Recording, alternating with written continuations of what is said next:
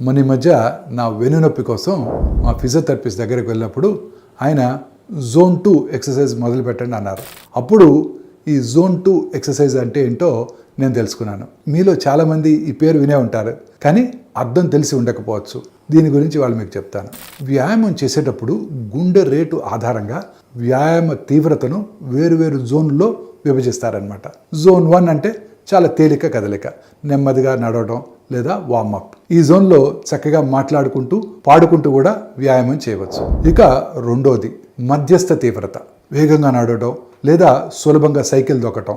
మాట్లాడగలరు కానీ పాటలు లాంటివి పాడలేరు. ఇక్కడ సామర్థ్యం పెరుగుతుంది, కొవ్వు కరుగుతుంది, కీళ్ళు కూడా సురక్షితంగా ఉంటాయి. ఇక మూడోది జోన్ 3, కొంచెం కష్టంగా అనిపిస్తుంది, శ్వాస వేగంగా వస్తుంది, సాధారణ సంభాషణ కష్టం, కానీ దీనివల్ల గుండె ఊపిరితిత్తుల బలం చక్కగా పెరుగుతుంది. ఇక జోన్ 4 మరియు 5 అత్యధిక తీవ్రత, కొన్ని సెకండ్లు లేదా చిన్న దూరంలో చాలా వేగంగా ఎక్కువ శక్తితో పరిగెత్తడం. ఇవి కేవలం శిక్షణ పొందిన వారికి మాత్రమే రోజు చేయడానికి కాదు.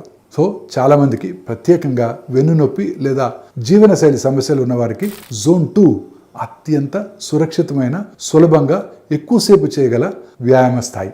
సో ఇక్కడి నుంచే ప్రారంభించడం మంచిదన్నమాట.